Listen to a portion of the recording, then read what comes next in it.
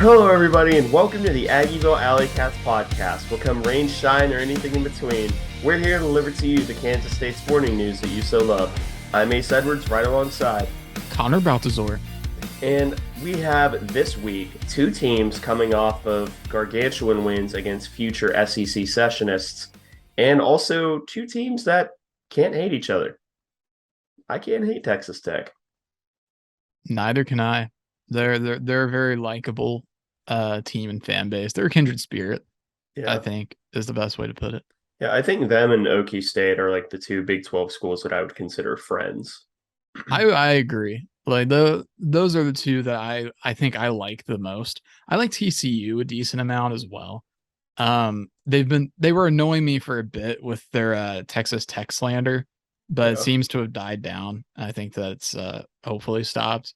But I don't know, I've always bonded with TCU. A lot of it was because I always liked Gary Patterson being a Kansas guy. Yeah. So and they're purple, so it doesn't hurt. But yeah, this week's, we'll call it a friendly competition, is between your Kansas State Wildcats and the Texas Tech Red Raiders. And before we get into what they are now, let's take a look back at what they were in 2021, starting, of course, with their offensive statistics. Yep. So back in 2021, they went 7-6 with a 3-6 conference record. They got that last win in the Liberty Bowl over Mississippi who? State. Mississippi State. I knew it was either Mississippi State or Arkansas, but Arkansas did better than that. Mm-hmm. They 2,068 rush yards on the season, who had a clip of 4.7 yards per rush, 30 rushing touchdowns, 3,344 passing yards on the year, 8.6 yards per attempt, 63.2% completion through the air, 18 touchdowns to 11 picks, 42.7% on third down. That was good for 41st in the country. And then the red zone offensively, they were really efficient, 70% touchdown rate, and they scored 92% of the time they were in the red zone. They allowed 24 sacks. They averaged 30.31 points per game for a total of 394 points over the course of the season. So pretty solid numbers there. The touchdown to interception ratio is probably a little concerning if you're a Texas Tech fan. Very honestly, but yeah. I mean, it's solid numbers for the most part. Yeah, and they're a Texas Tech school, so no one should be surprised that the passing numbers are significantly higher. Yeah. But in terms of their defense, they gave up 30.15 points per game last year, a total of 392, 3,487 passing yards against 29 passing touchdowns, and then strangely, 1,786 rushing yards and 18 rushing touchdowns. Giving up third downs or letting them convert on offense 44.7% of the time, good for 116th in the country. And then in terms of red zone scoring percentage, they gave up touchdowns on 66% of drives and scores on 88%, 102nd in the nation last year. They had an even amount of interceptions and fumbles, both with 10, 20 sacks, and then a -5 turnover differential. Now, the thing that sticks out to me here is they gave up nearly, if not absolutely, double the amount of passing yards that they gave up in rushing, which is, it's interesting given what I've noted for the defense this year, but that's getting a little bit ahead of ourselves. Who are they bringing back, or who are they adding this year, Connor? Yeah, so notable returners, Tyler Shuck and Donovan Smith at quarterback. They've been going back and forth. Tyler Shuck, I believe, is injured right now. So Donovan Smith is currently the starting QB as things stand. I don't believe Shuck will be healthy for the K-State game, or No, maybe season ending. I'm it not was sure. season ending. Yeah, so tough scene for Tyler Shuck. Because I believe he had a season-ending injury last year as well. Either that or he got benched. Taj Brooks, their leading rusher, is back. Tyree Wilson at linebacker, he is their sack leader. He's back as well. Rashad Williams at corner, he was second in their passes defended department. Dadrian Taylor Demerson at defensive back, he was their interception leader. And they added Baylor Cupp. That is not a real person. He's a transfer tight end from Texas A&M. It'd be really funny if he was from Baylor. That's a Madden generated player, but no, he's real. like Lincoln Abraham. Abraham. I forget what position he played, but and yeah, they got a new coaching staff as well. New head coach Joey McGuire was killing it on the recruiting circuit this past recruiting cycle. They were briefly number one in the country. A lot of that was just because they filled their class early, but regardless, it's still an impressive class, even if it's not the number one class in the country. Yeah. And then they got new defensive coordinator Tim DeRuyter from Oregon. And then they added Zach Kitley, offensive coordinator of Western Kentucky. Yeah. And if that sounds vaguely familiar, it should, because he was the offensive coordinator when Bailey Zappi set the NCAA passing record for a season. So, spoilers, he runs the same offense. But in terms of what they're losing from last year, they are losing Henry Colombi, who was their quarterback and leading passer. He ended up transferring to Marshall. I'm not sure if he won the starting job there. He may have. I don't remember. And I seem to, not to interrupt, but on yeah, Henry Colombi, I seem to remember him having like a touchdown late in the game when Marshall beat Notre Dame. So he at least has been playing. yeah, probably. And then Eric Azukama was their leading wide receiver, and he was drafted to the Dolphins. Colin Schooner, he was their leading tackler. He graduated. And then their starting center, Dawson Deaton, was drafted by the Browns. DeMarcus Fields, their leader in passes defense and cornerback, was a UDFA to the Saints. And then finally, their head coach, Matt Wells, was fired last year.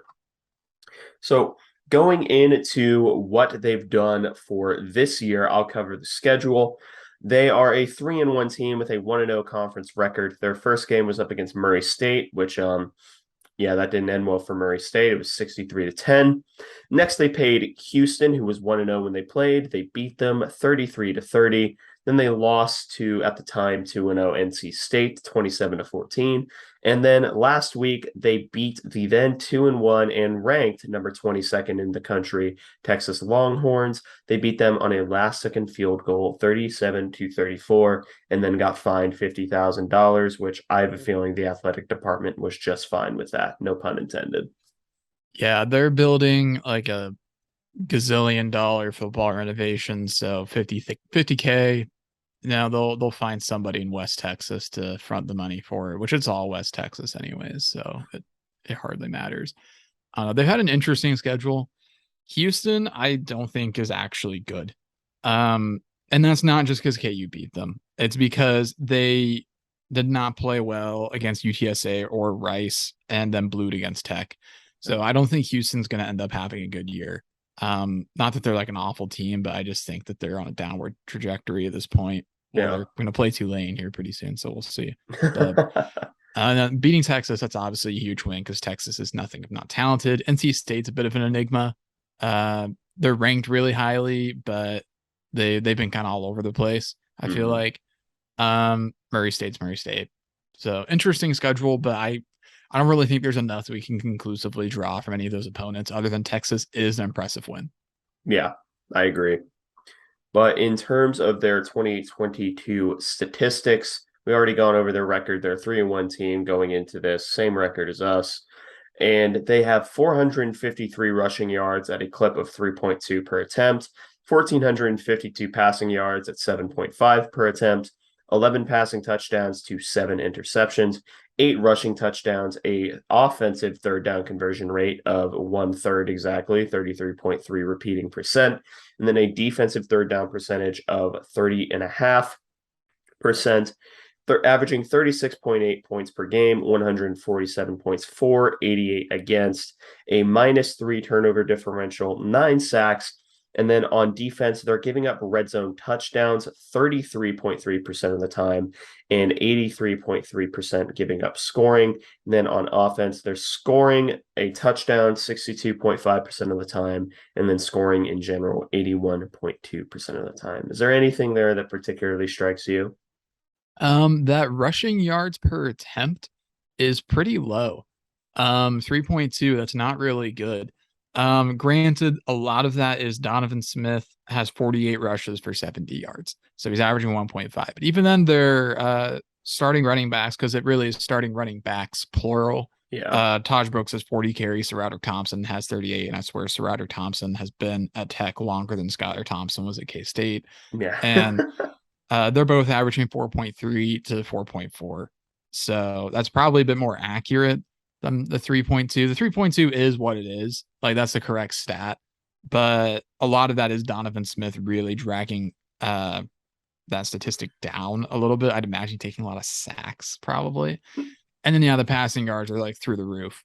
Uh, Go figure, I guess. They're playing into the Tech stereotype, which I'm trying. I want them to do what they want to do, but if they're going to keep passing the ball, they're just going to continue to get the Tech stereotype, I guess. But and throwing a lot of picks, which some of that is just high volume. So not a ton to draw from there. But I don't know. Interesting stats for a 3-1 team that just beat Texas. I'll say. Yeah. Now we can start going into the scouting report for the team. Connor, you have the first notes and just marked offensively and their personnel. Yeah. So on offense, as we just kind of alluded to, this is one of the Texas Tech teams of all time, and that they really do just kind of fit that mold of it's kind of like whenever commentators don't know what to say about the Big 12 and they're just like, oh yeah, it's a like they hate defense in that league. And like they love to pass the ball a lot. I mean, that's just kind of Texas Tech. This year they love throwing the ball. They run air raid. Um, Not the greatest running team. I mean, it's something that they could do, but it's really just not their forte. Um, so they do play into that stereotype.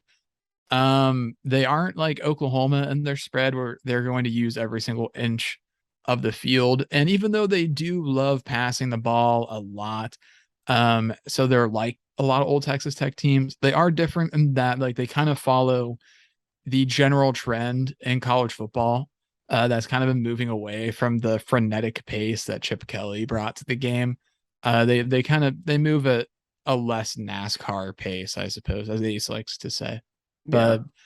But when we get into their personnel, a lot of their snaps are coming from 11 personnel, which that tracks for the type of offense they want to run. They run some 10 as well. They very occasionally go into 12 personnel where they have both tight ends at wing. And then they will occasionally go empty. Just because, well, they like pass. So they're going to go empty a lot. Tells them what the defense is going to do. So a lot of those teams are going to go empty. Even K-State goes empty. So Yeah. Yeah, but we tend to go empty in a little bit different way. But it's a personnel thing. They're a spread team. They're an air raid team. If you watched Western Kentucky last year, which I did like twice, yeah, it's the same offense because it's the same offensive coordinator. But that leads us into their play calling. Their current run pass split is quite literally 40-60. I think technically it's like 60.3 or something like that for passing. It's 40-60. And the majority of what their game plan is when they're not behind the sticks, what they want to do is they want to hit you with quick spot routes. They want to hit you with speed outs under soft zone coverage because the way that this offense operates is they forego having a really great running game and instead substitute it with having a bunch of short routes, not even necessarily screens, which we'll talk about in a second, but having those, 5-yard routes where you can still keep the sticks moving. And the goal is still the same as having a running game. It's to have your players cheat up. It's to try and get you in a single high safety look. It's to try and get you to fall asleep and have your flat defenders stay in the flat rather than following and trailing a little bit backwards.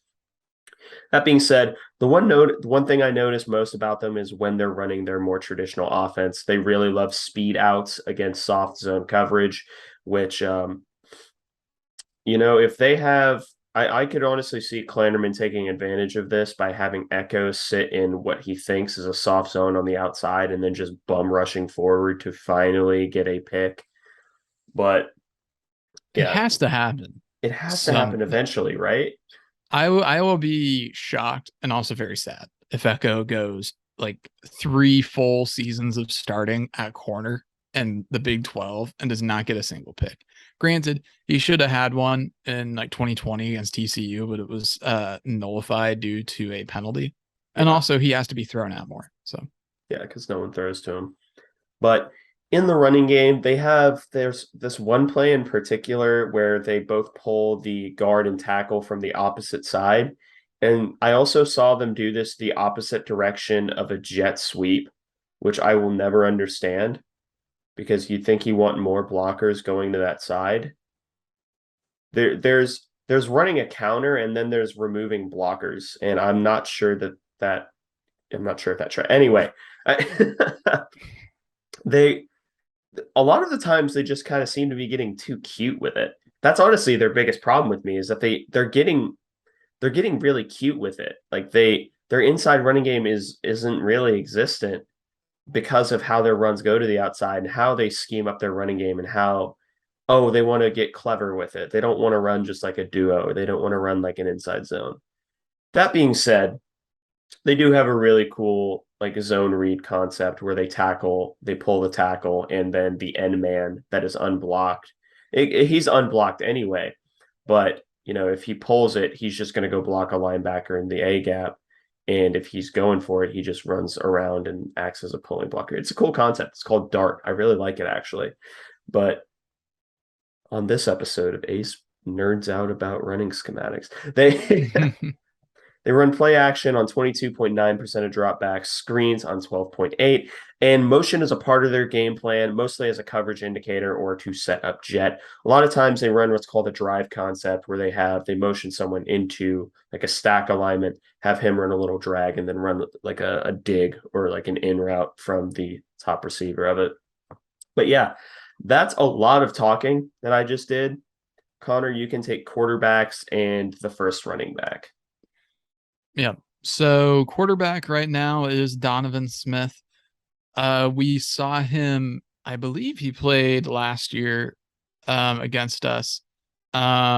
He did 65 point or this so far this year, he's got 65.7% completion percentage, 1,116 yards to the air, then a 9-to-5 touchdown interception ratio, getting that good work-life balance with his touchdown INT ratio. Then his PFF grade right now is a 71.4, 71.9 in the passing game, 61.2 in the running game, which kind of tracks with his really bad average there. He did enter the season as not the starter, and Tyler Shuck did get hurt, I believe, in the first game. And then his progressions are a little rough right now. He makes one or two reads. He does force passes and just kind of hopes that his receivers come down with it. And sometimes, he's a one read and check down or maybe take off kind of QB. Which, I mean, at least some of that is understandable because Donovan Smith is very young. I believe he's a true sophomore. And because I seem to remember him being a true freshman last year when he was playing. And I also get putting faith in his receivers because he's probably used to throwing to Eric Ezukanma, who made the Dolphins roster. Yeah. So, totally fair, honestly. But yeah, and his throwing motion, it's pretty quick and compact, but it can be too quick. Sometimes he definitely short arms his throws on occasion, which can throw off, pun intended, some of his mechanics. His arm strength is pretty solid. He's solid on the move as well. He'll take the shorter throws and the dink and dunk stuff. If you're going to leave it available, he will gladly take that. His deep ball accuracy is pretty hit and miss, but it's not because he can't get it there. A lot of it's just a young QB thing. And also just because he's letting his feet die on longer developing plays. And he isn't the biggest threat in terms of mobility, just not the best instincts in the run game, maybe is the best way to put it. And he's not the most mobile quarterback of all time, but he is somebody where if you do forget about him, he will make you pay. He's not Dylan Gabriel, but he is probably the third biggest scrambling threat that we have faced thus far. He's in the Michael Pratt camp of quarterbacks. And he's a little paranoid in the pocket. Um, Especially if he says the pile up is in front of him. So Yeah, and we'll talk about the pile up a little bit later, but yeah, a lot of Donovan Smith's issues can be he's not a bad quarterback, not at all actually. He's actually quite good for a Big 12 quarterback, and a lot of the things like he takes the short stuff, that's due to coaching. Yeah, he's a good solid Big 12 quarterback who's all of his issues are pretty much due to him being, on the younger end, not getting through all his reads. He's 19, letting his feet die. He's 19. He's yeah, or maybe 20, either or. But he's a young quarterback. So he's gonna play like a young quarterback, basically, is what's going on. Like I mean, like nobody's gonna expect a true sophomore to come in and just like dominate. At least you shouldn't. That's kind of an unrealistic expectation, especially when they're not the expected starter. So yeah. But anyway, didn't mean to interrupt you. You have Taj Brooks. no worries. So Taj Brooks, right now he's got 39 carries on the year for 168 yards and 4 touchdowns, a 73.2 PFF grade, a little lower in the passing game, 70.8 there, but then 77.4 in the run game. He's a nice acceleration based back. His cuts are fine. They're not incredible though. He doesn't really get low enough for that. He's a little stronger than Sir Roderick Thompson is. He does run pretty solid routes out of the backfield. And he's got some nice quick hands to add to his receiving ability all around. A pretty solid player, just a different type of player from Sir Roderick Thompson, who is one of the elder statesmen in the entire Big 12 at this point. Yeah. Yeah, so Roderick Thompson has been around the block a little bit. He has, but for this year, he has 38 carries for 168 yards, so the exact same amount of yardage, but one less carry, but also three less touchdowns, three fewer. I know that there are some people who would care about the grammar there. He only has one touchdown on the year, a 70.3 PFF grade, 62.8 in the passing game, 73.4 in the running game. And honestly, his best trait is probably his vision because he's been around long enough to know that he can't do it all by himself. So he's willing to kind of sit behind his linemen and wait for their leverage to establish itself.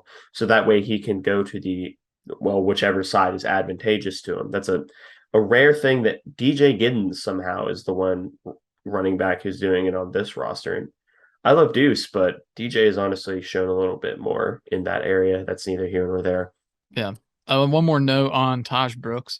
Kind of an underrated pass blocker because I've been thinking about this a lot when I watch running backs the last few weeks because like Deuce has recently revealed himself to be like the greatest pass blocking running back in like the In history of history. college football. Yeah. So I'm watching like Tech and Texas in the background right now, and I just watched Taj Brooks have like two excellent blitz pickups in a row. So Yeah. it feels it's worth mentioning, I suppose.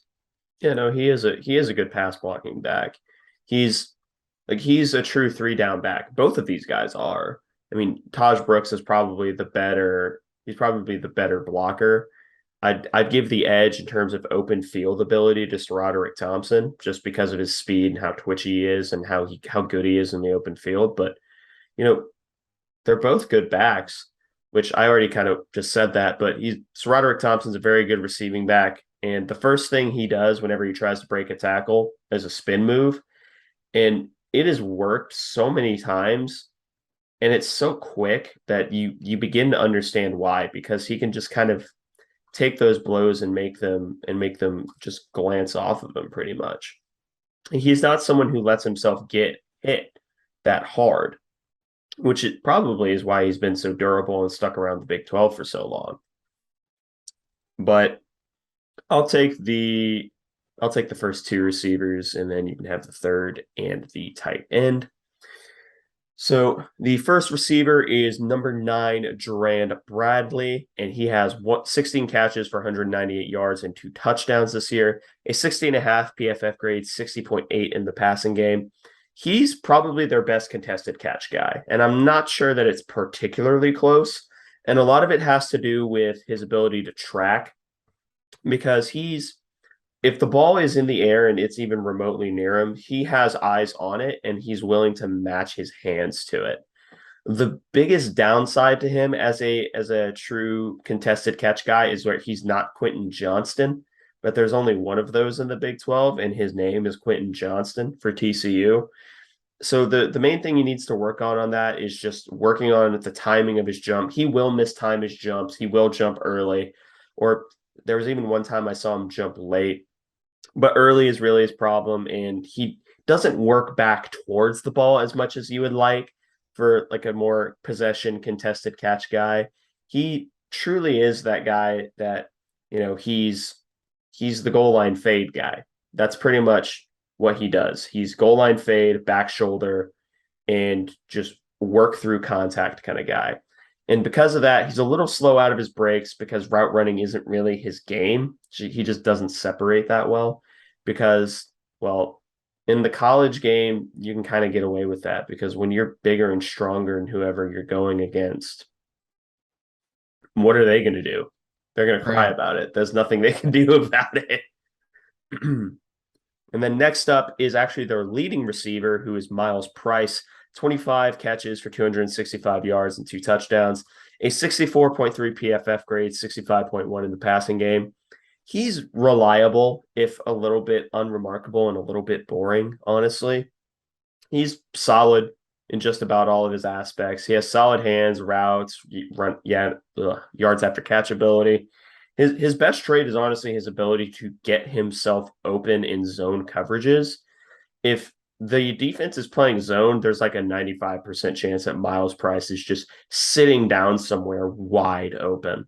And that's his best game. And then he can use his yak ability to make at least one person miss after he catches it. And he's good for one spectacular play game and then just goes back to being solid.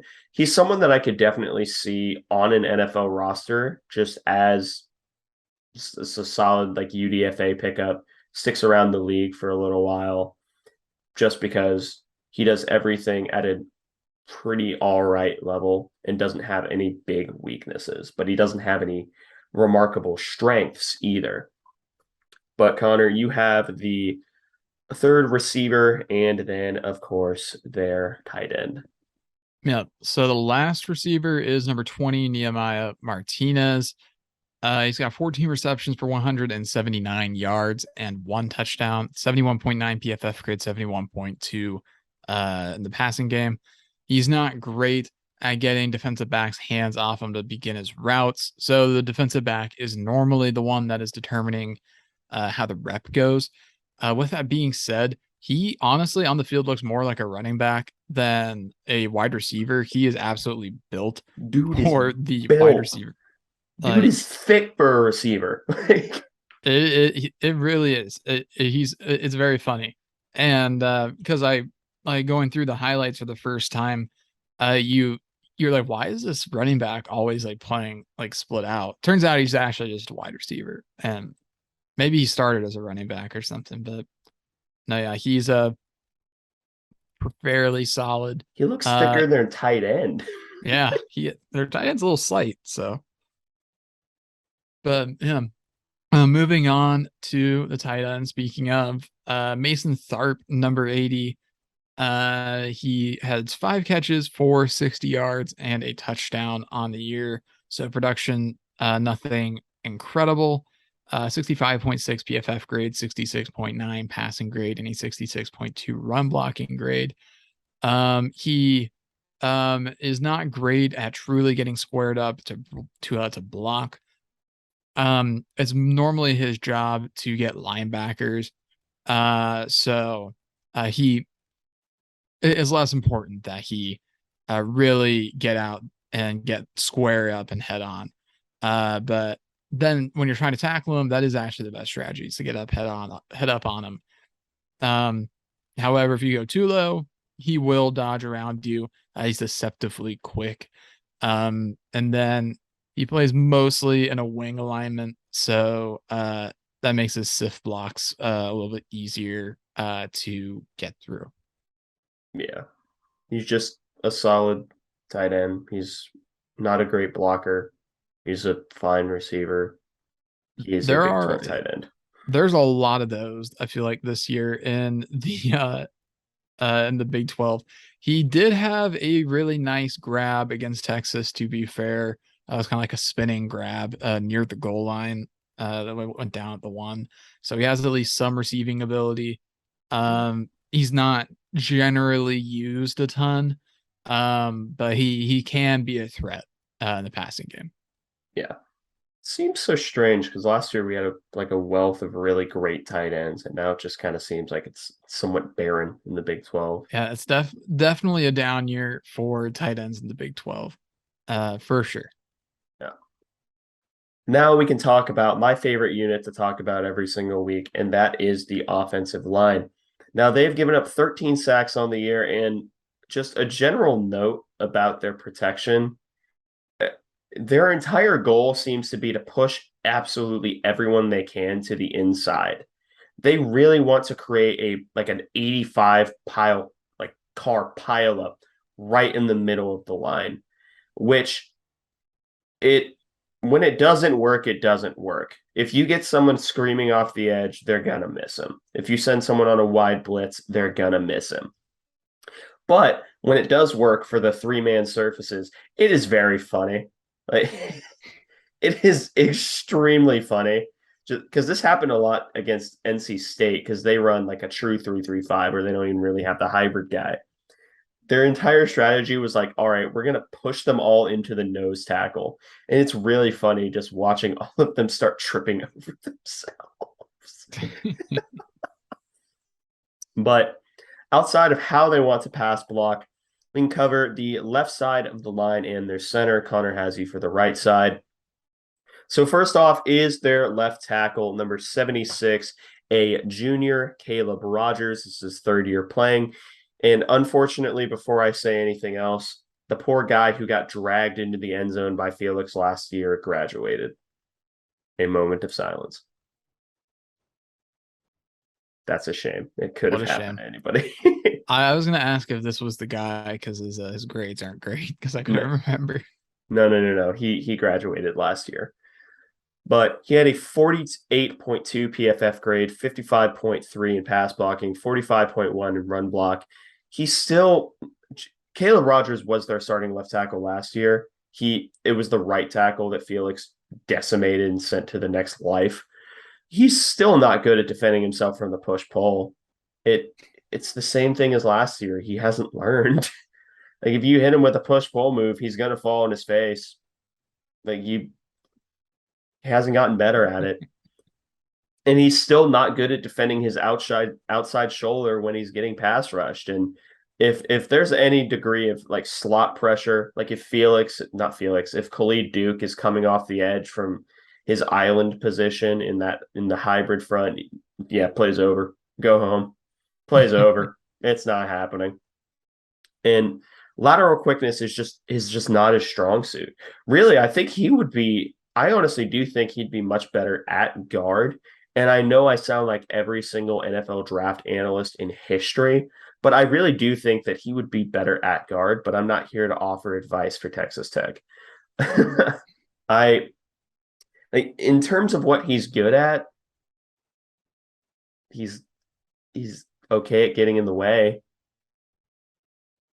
That's about it. That's like the least that you should. That's like the bare minimum. I feel like is like being a warm body that can at least stand. Like Yeah, he can get in your way in the running game. That's he's big. He is relatively strong. that's good. Good for you, Caleb. Nice Yeah. job. But yeah, their left guard is Weston Wright, number 70. He's a 4-year starter and a senior. 53.1 PFF grade, 54.1 pass block, 52.1 run blocking. If you hit him with a swim or an arm over move, he's done. Yeah, he can't deal with it. And he just has some reps where he doesn't get anyone right in his face in pass protection. And when this happens, he's not exactly great at providing help to the other linemen around him. He kind of has moments where he just looks around like, okay, what do I do now? I didn't get anyone in my gap in this pass protection rep. Like, What am I supposed to do? And I think that's part of their strategy and why they force everyone inside. It's because they want to take advantage of the fact that their guards are admittedly very big, but he also has a little bit of a holding problem. The one time that I saw him not get beat by an arm over move, it's because his face was in the player's armpit and he had them in a sleeper hold. And that was up against Texas. It Again, the best thing that I can say about him is his lateral movement is fine. He's big, he's strong, and he can get in your way. If it sounds like I'm being very harsh against this offensive line, it's because it's it's probably the worst offensive line we've seen all year. It's definitely the Yeah, worst non-FCS line we've seen all year.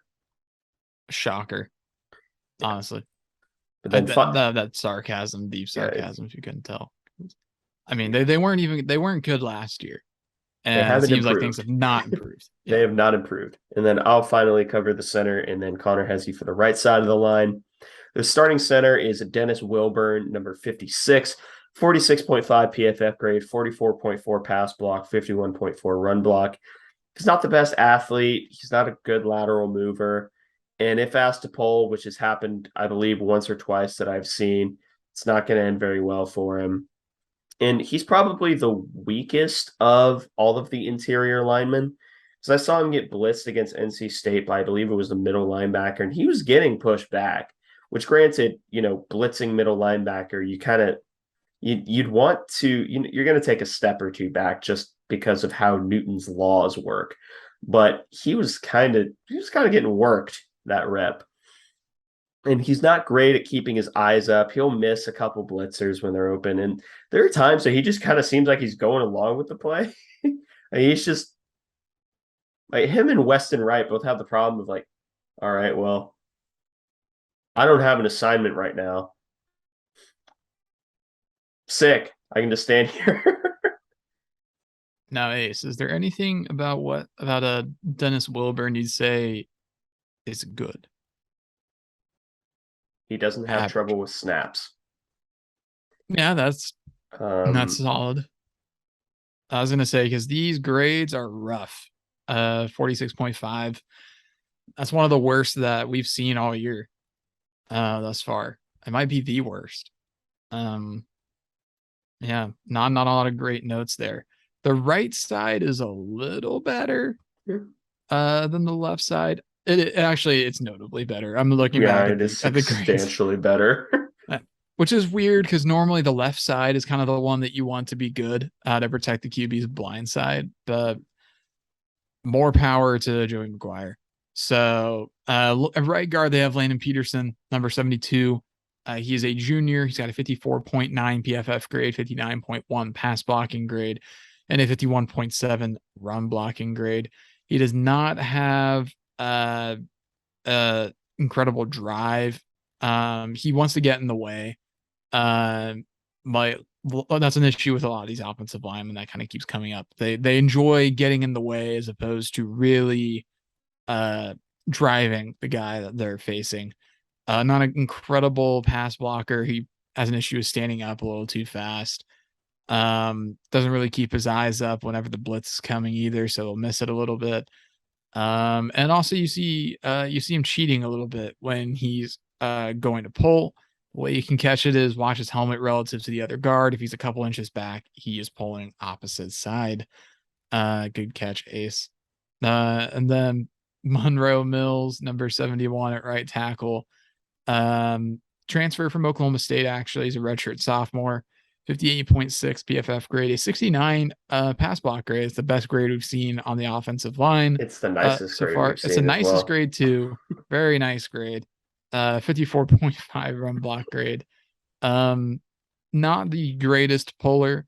He'll take the inside guy even when that guy's not a threat to the play. Although at this point, you have to wonder how much of that is just schematic. Yeah. Um, he also has a weird tendency where he keeps his hands really close together, almost like he's handcuffed, and he thoroughly enjoys grabbing. He loves to grab defensive linemen and whoever may be in the vicinity. He's very, very grabby. Every Uh, line has one. yeah, everybody's got one. Monroe Mills, you are the guy, unfortunately. But he grades out the best among this. Ace, do you have an opinion on who you think is the best lineman in this group? Monroe Mills. Yeah, That that does track. there, I didn't even really have to think about that one because Monroe Mills, for all of his flaws and a couple of like weird technical things, like him playing handcuffed, which is I don't know who taught him that, but it, outside of that, he's probably the best run blocker, definitely the best pass blocker because although he has technical hiccups, he he damn it, he tries. He's not bad. He's a below average Big 12 tackle, which considering the rest of this unit, Yeah, that's a night and day difference to what we're used to with K-State's offensive line. It feels like where their best player is a guy that's still below average in the conference wide landscape. It's going to be really difficult to win consistently in this league without at least an average offensive line. So yeah, and it's not average. But moving on to the defensive side of the ball, the first thing to note is just talking their defense generally. The entire point of this defense is one thing and one thing only, and it is speed. They play fast, they play hard, and they don't really care that much about everything else. Objective number one at all times is to get every single player that they can at full momentum, full speed, no matter what the cost. This could be seen in every linebacker immediately biting down on play action if they see it. Every edge player immediately going just absolutely hair on fire mode to try and get around the edge. The defensive backs running forward, whether it be in a cover three buzz if it's a safety, or just absolutely bum rushing it back if they're an outside corner looking to backwards into a zone. The biggest thing that they want to do is they want to play extraordinarily fast, and they do that very well. We'll get into it in personnel, or rather, Connor will get into it a little bit in personnel, why this defense is the way it is, and that's all I can say right now. But they want to confuse you as much as possible by throwing about 87 different looks at you.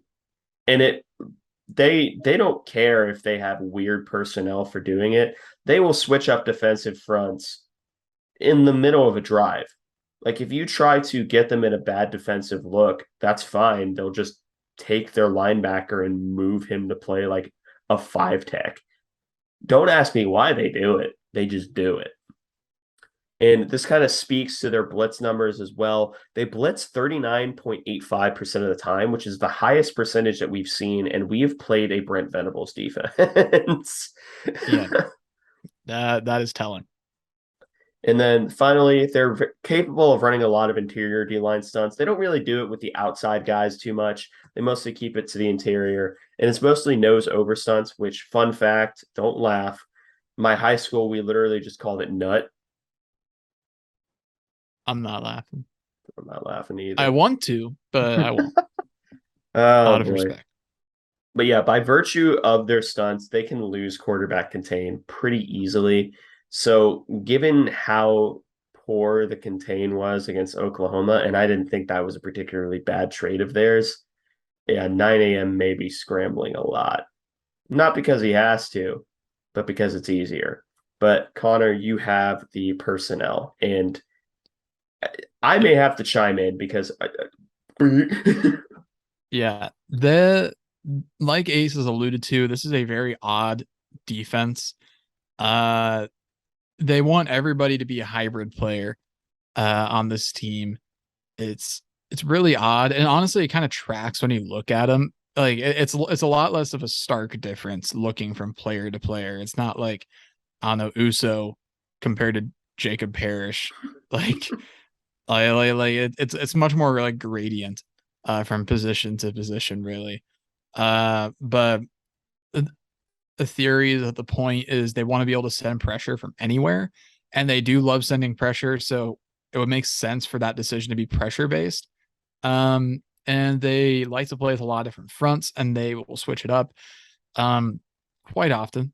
But a lot of what they do, they kind of base it around 3-3-5, but they have a different idea for everything. They've had a bare front with only 2 down linemen, a true stack front, the tight front that we're more used to seeing, and then a mug slash double A gap look. Uh, all over the place is his defense, and somehow still nowhere at the same time. It really is remarkable how they managed to do that. Um, then the coverages, they play a lot of single high shells. If you want to get technical, you could call it 1.5 high. The strong side safety is cheating down a lot, and field side is getting a lot more depth in that regard. They do mix in some 2 high, and sometimes they'll run a little no high. They play a lot of zone coverage, a lot of cover 3 buzz. They'll play man, but they definitely are a zone preference team.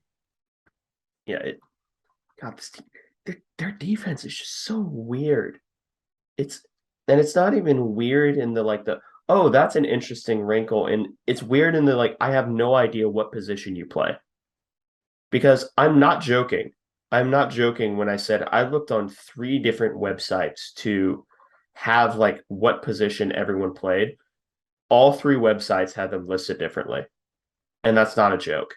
ESPN had people listed at linebackers. PFF had them listed at edge. Their own website had them listed as either. I didn't understand. It scared me because I'm used to like terminology at least being the same between I didn't like it. Anyway, let's let's talk about their interior defensive line, led by 3 names mostly. Number 95, Jalen Hutchings. Number 97, Tony Bradford Jr. And number 96, Philip Liddy. Starting off with Jalen Hutchings. He has 16 tackles on the year, a 79.9 PFF grade, 66.5 run defense, 65.6 tackling, 79.2 in the rushing and pass rush. Excuse me. He's strong enough to reverse his leverage and play well in the zone running game, which is actually very rare for a true like defensive tackle. And that's kind of what he is. He's the true defensive tackle. He more plays in that, nose tackle to 2 range. He's what you would consider to be the more traditional, interior defensive lineman. And he has a really, really good swim move that he can use if you do give him half your body. If you do just if you present your full chest to him, he's not a true pocket pushing nose, but he can make it seem like he is. He can make people uncomfortable because he will force you a step or 2 back. He's a good interior lineman. And there's a lot of really good pieces on this defense. Spoiler alert. But next up is 97, Tony Bradford. He had an 82.6 PFF grade, 82.4 run defense, 76.9 tackling, 72.7 in the rushing game. His first instinct is always to flow with the direction of the play, which honestly makes him pretty easy to manipulate if you're using any form of counter, if you're using any form of boot. He's not going to be able to work against the boot. He will flow with the play. And that's just how he's taught. He plays it well. And if he is flowing with the play and you're not running any sort of counter, no, he's legitimately probably their best defensive lineman. He's freakishly good when he's not put in any sort of conflict, when he's just asked to, hey, go forward, wreck the play. That's his game. And then finally, Philip Liddy, 11 tackles, 2 sacks on the year, 77.9 PFF grade, 75.7 run defense, 78.3 tackling, and a flat 70 in the pass rush. If the play's away from him, he just kind of stands up. He knows that he doesn't really need to do anything because he knows he's not catching that quarterback. He knows he's not going to catch anybody. He knows he's a lineman. And he can kind of get himself washed out of the play if you get to one side of him. And if you're just hitting him head up, no, he's stonewalling you. But you really need to attack one side of him, and he loses pretty much all of those reps. But if you do end up going head on, no, he's beating you. And he tries to play with his arms to get punch and separation. He almost plays like a defensive end, which kind of makes sense because he plays, 3, like 5 tech, somewhere in there. He's more like a 4-3 defensive end or like, a 3-3 end. He, like you said, he just plays like a defensive end. And if you have longer arms than him, though, I don't have measurements on his arms. I'm not going to do pixel measurements because I have a life and 3 exams this week. So this is not a winning strategy if you have it for him, if you have longer arms than him. But Connor, you have the edge players. Yeah. So there's two of them. The first one is Tyree Wilson, number 19. He's got 27 tackles and 3 sacks thus far. A 77 PFF grade, 75.2 run defense, 68.3 tackling, and 72.5 rushing. He's rated as a top 5 edge rusher in this upcoming draft by some draft sources. He plays very, very fast. You cannot leave him unblocked, even if he is running the opposite way, because he's fast enough to run you down from the opposing side. What makes him or what makes that even more impressive is that he isn't always the first person off the ball. He is really just fast and athletic enough to where he can completely make up for maybe not having that initial immediate burst or snap jump going. And then he definitely plays better as a guy standing up on the edge as opposed to somebody playing hand in dirt. That's just not really his game. I mean, he's a more modern edge rusher. Then the other one is Josiah Pierce, number 8. He's got 5 tackles thus far, or Josiah Pierre, I should say. 5 tackles and 60.7 PFF grade, a 64.5 run defense grade, a 29.8 tackling grade, and then a 63.1 rushing grade. Then his first instinct is almost always to go around as opposed to through, which does make him a pretty good force player in the run game, just by setting the edge kind of by default from his play style. However, he does not change direction really great. So he's not really going to counter. What you see is what you get when he starts that play, pretty much.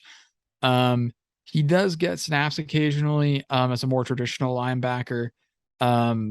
But we're going to pretend he doesn't, and he better hope he doesn't in the game, because it was a less than stellar outing for our new friend Josiah Pierre. So Yeah. And on Tyree Wilson, I part of me sees it with why he'd be considered a top 5 edge guy just because of how freaky and twitchy an athlete he is. But I every time I've seen him, he's been probably number 5 on those lists. And honestly, it kind of seems like him and Felix kind of fight for that like number 4, number 5 spot, which is strange that two. It's so strange to me that they play entirely different positions, but they're still rated the same way. It's interesting to me. yeah, it's an odd way of the development of the position. Although Felix, he did just get mocked 5th overall in a mock draft. Don't think it's happening, but I would take it. I'd allow it. I I would would certainly allow that. I would absolutely allow it. But next up are their two linebackers, number 6, Kosi Eldridge, and number 1, Krishan Merriweather. Starting off with Kosi Eldridge, he has 18 tackles, 18 sacks, good lord, 1 sack on the year, 58.6 PFF grade, 61.9 run defense, 77.9 tackling, 65.9 rushing, and then a 53.5 coverage grade. They've asked him to play in space before, especially against more flex tight ends. They should consider not doing that at all, actually, because he doesn't have the skill set to play in open space. He just doesn't have that lateral agility. He doesn't have that speed to really play as that outside like hybrid linebacker, kind of where we have Khalid Duke playing. And if you have questions about Khalid Duke in that position, which I believe there are times that you can be critical, other times, yeah, he's fine. If you're critical at all of Khalid Duke, you should be staring at this guy and realizing how much worse it could get in space. But with that being said, he fills his gap pretty well, but don't expect him to really cover anything else outside of the running game. His athletic limitations are more than made up for by his ability to he's a great tackler. If you make contact with him, you're not getting away from him. He may fall down, you may bowl over him, but he's going to make sure that you go down with him. He's very good at wrapping up. He's a very solid tackler. And he never takes a single minute to diagnose a play, just like the entire defense is built on. he's full go, full tilt from the exact moment the ball is snapped. Now we can talk about number one, Krishan Merriweather, who people seem to have the consensus being the better of the two, which, yeah. Next up, it firstly is his stats: 27 tackles, point half a sack, and then two forced fumbles, a 77.6 PFF grade, 83.3 run defense, 82 tackling, 66.4 rush, 66.1 in coverage. The biggest thing is that he takes the cheese really, really bad against play action and then kind of has to play from behind from there. That being said, when he doesn't do that, it's just a pure drop back. He's really good at keeping things in front of him. He's not going to get any pass breakups in zone coverage, but he's going to keep the play in front of him and make sure that it doesn't turn into anything more. And he's also a pretty good tackler, mostly because he has insane grip strength. Because unlike Kosi, where even if you bowl over him, you're still falling down, Krishan just grabs you and he's not letting go. It doesn't matter if you drag him, you're going to fall. Like he'll hang on. He will hang on for dear life. But yeah, Krishan Merriweather is probably the better of the two. If they ask him to play in space, I wouldn't be as uncomfortable with it if I was the defensive coordinator. But yeah, those are their two linebackers. Now, Connor has you for cornerbacks as well as their free safety. Yeah. So in the secondary, the defense does get a bit more shaky. Rashad Williams is the first corner listed here. He's number 0. He's got 11 tackles and 2 passes defended on the year. 52 PFF grade, 53.9 tackle grade, and a 51.9 coverage grade. If somebody is on the way to block him, he's going to try and get around them. Anytime that he does a press stab, he doesn't really get that great of a punch to really actually do anything. He just kind of does it for the aesthetics, I suppose. Nothing really changes for the receiver. Um, he's a solid corner when he's in phase, and he's decent as a true bailing corner, although he can be beat on the outside. His biggest weakness is that he lets receivers into his blind spot way too easy. Um, it, he can definitely get beaten. This is not an invincible quarter whatsoever, not by any stretch of the imagination. But moving on to the other cornerback, Malik Dunlap, he's got 10 tackles and 6 passes defended thus far, which is really good. 65.8 PFF grade, 51.9 tackle grade, and a 63.6 coverage grade. Every time I see COV grade, I keep thinking COVID grade, Not the which like COVID grade. I almost say COVID grade. Uh, but yeah, the way that he's gotten those 6 passes defended is because he is pretty clever in how he positions himself. He's in the hip pocket of the receiver for most of the time, but he's far enough behind that the quarterback is kind of tricked into thinking that they're open. But not. And then also he's got really good recovery speed. And then he does have a tendency to get there a little bit early, which I suppose is sometimes preferable to being late, but Yeah. it is what it is there. Um, and then moving on to safeties, I'll take Reggie Pearson Jr., number 2. He's got a 66.5 PFF grade, a 54.2 run defense, 58.4 tackling, and then a much better coverage grade at 73.1. Go figure, he is a free safety of all time. He, at least in that skill set, he's the free safety of the group. He overruns a lot when he's in run support. He doesn't really take the greatest pursuit angles. Not a huge hitter or anything like that. He definitely is good at coverage, though, as is indicated by his grading. I know that we're a little bit up and down on PFF right now, but he really Yeah. is like pretty solid at it. He knows how to start his leverage based on the QB's eyes when he's playing in a deep zone. But she did play in the box a lot against Texas, so kind of runs counter to that, I suppose. But nevertheless, he makes it work. Yeah. And I actually just came up with a comp for Malik Dunlap, and it kind of just smacked me in the face right now. It's Justin Gardner. He's literally just Justin Gardner. That really tracks, honestly. Just like recovery corner that just like is able to get there the last possible second, make a great pass breakup. Yeah, that does really track, especially with his statistics, because Justin Gardner was that guy where he was constantly getting burned and would just fix his mistake at the last possible second. Yeah. So moving on to the other two safeties. The first one is their strong safety, Dadrian Daylors Demerson, number 25. He has 17 tackles on the year, a passes defense, and a forced fumble. He has a 70.8 PFF grade, 76.2 run defense, 76.2 tackling, and then 68.3 in coverage. And he's the strong safety. He's very, very, very instinctual against the run and probably their best run defender. No, not their best run defending defensive back, their best run defender in general, just because he takes really, really like shockingly good pursuit routes for whenever you're telling a defense to inherently just play fast, play free.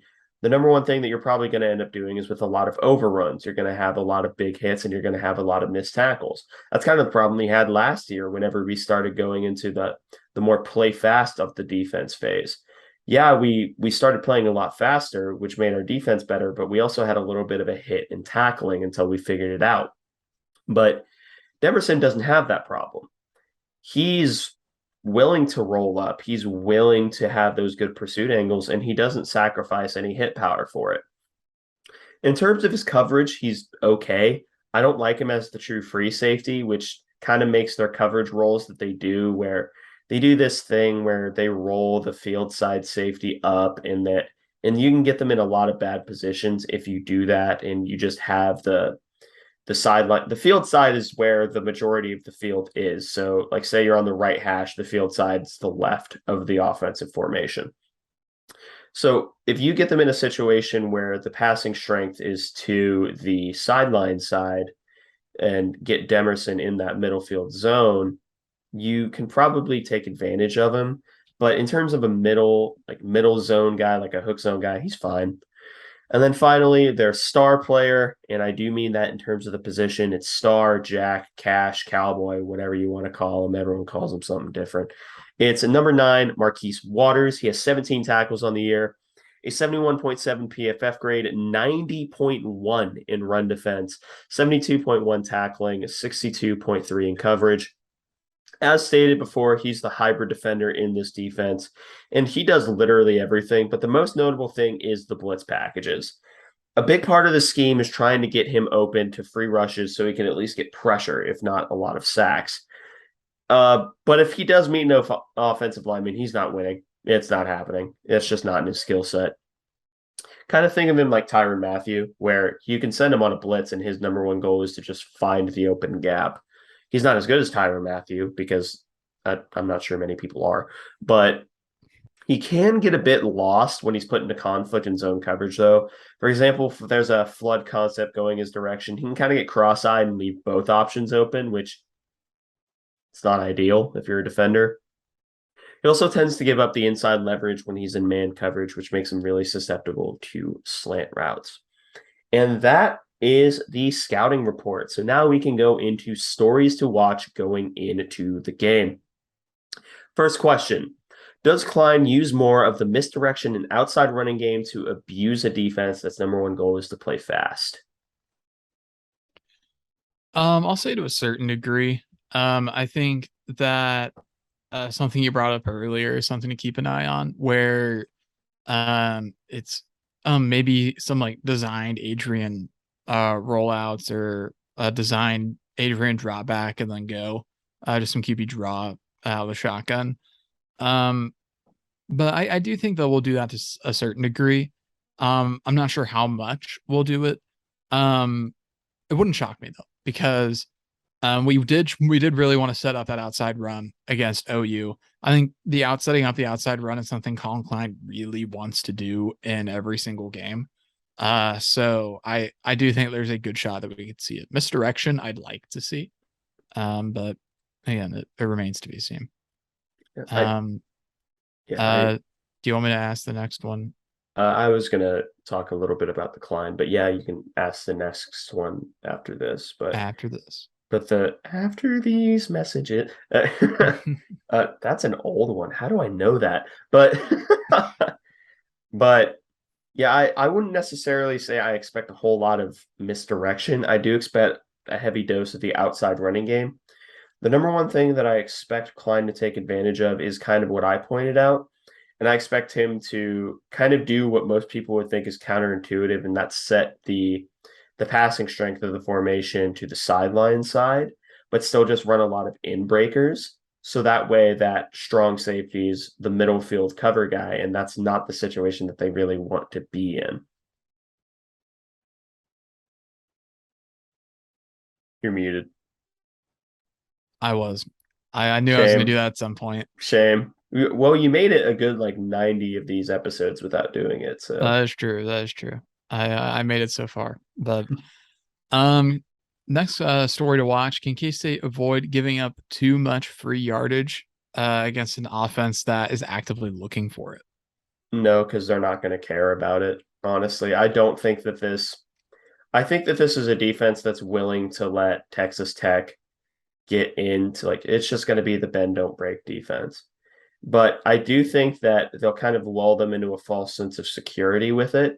And then one or two plays become hyper aggressive and then just immediately try to jump anything that would be going short. And I expect that to kind of be the game plan to where lull them into a false sense of security, then immediately try to bum rush one that you know is going short.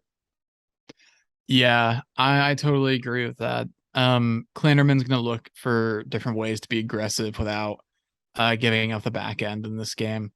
And I do think we're going to take the opportunity to be really aggressive, but very situationally. Nothing like Tech where they're blitzing like 40% of the time. But I don't know. I'm interested to see what Klanderman ultimately decides on this game. Yeah. Next question. Can Kansas State's defensive line dominate in the trenches against probably the weakest FBS line we've seen? I really hope so. There's no reason that they shouldn't, unless health becomes an issue, I'd say. Knock on wood. But I mean, Nate Matlick did try to give it a go against OU.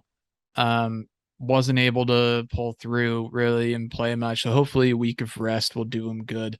Uh, I'd like to see Felix go off in this game. Huggins should have a good game. I think we'll see some Uso in this game as well, along with Robert Hentz. Maybe see a few other guys. Khalid Duke, I'm really hoping can have a nice game. I know he's not defensive line anymore, but I'm hoping that he can still have a nice game, maybe rushing the passer, because this is not a great offensive line based off of all of the available evidence. So Yeah. I'm going to be honest. I would walk away disappointed if we got fewer than 3 sacks and 5 TFLs. I would walk away genuinely disappointed.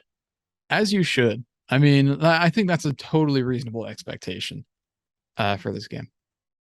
But moving on to the next story to watch.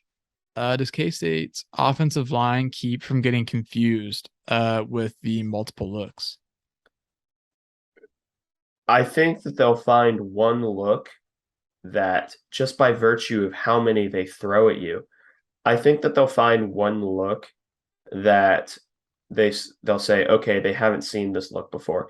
If I had to venture a guess, it would probably be I don't know what look would they probably go for that we haven't seen before.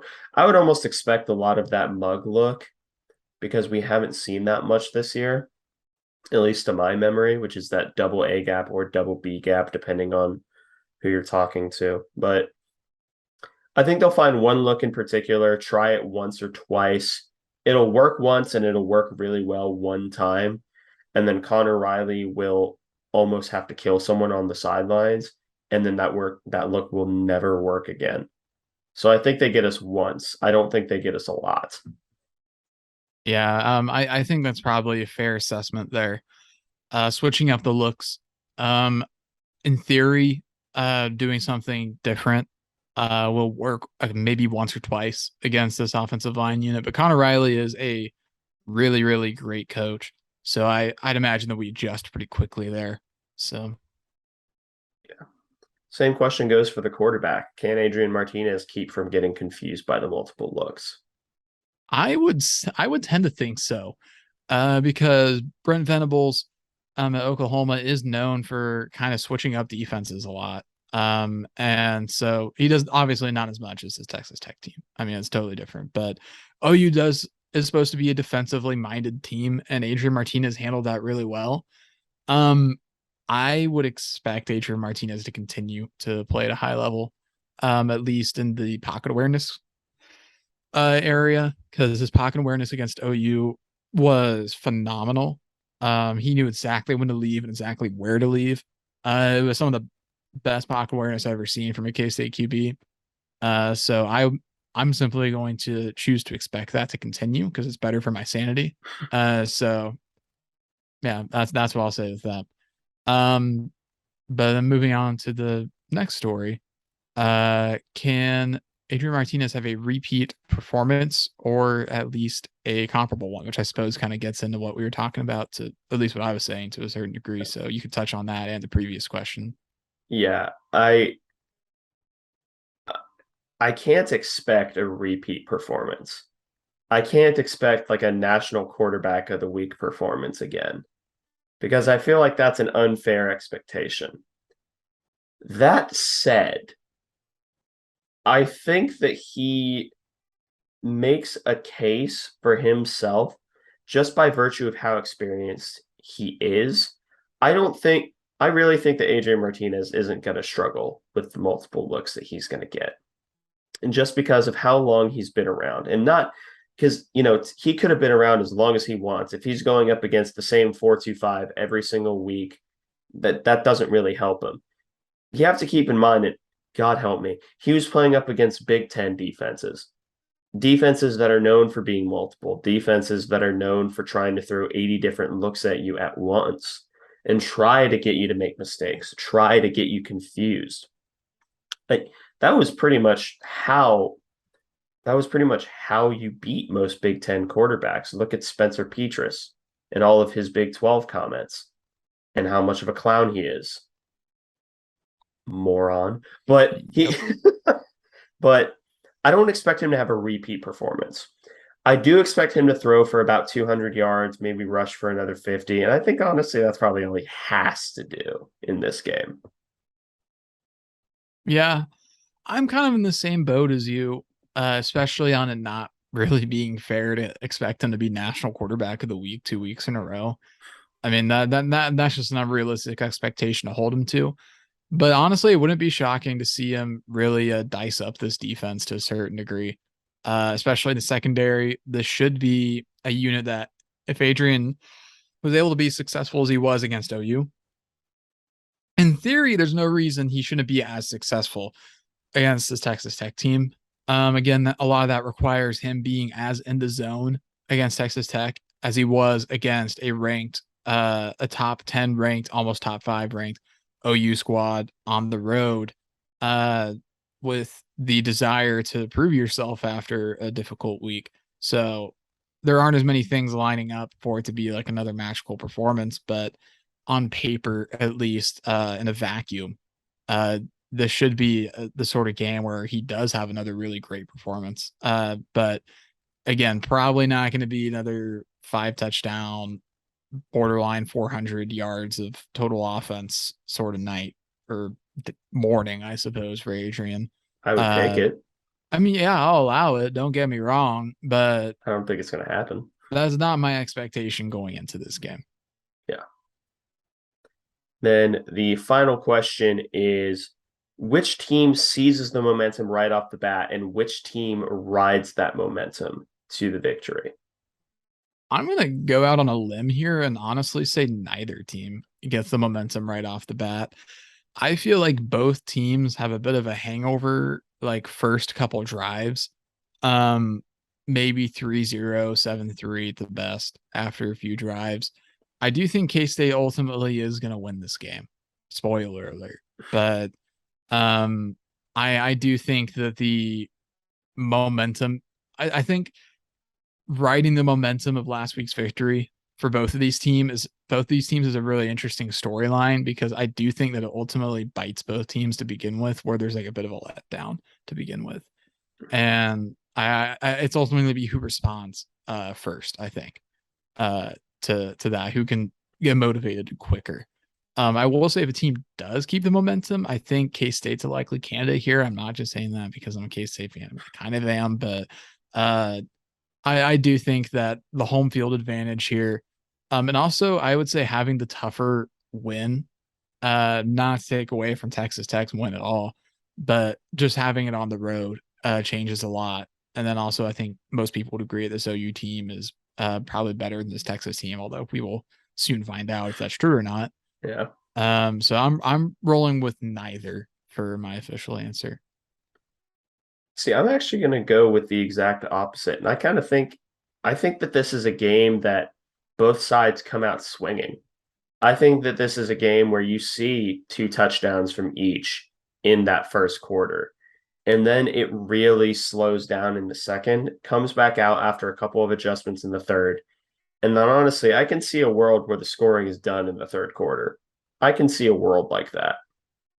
But that's just projection. And speaking of projection, we can talk about our projected offensive and defensive MVPs.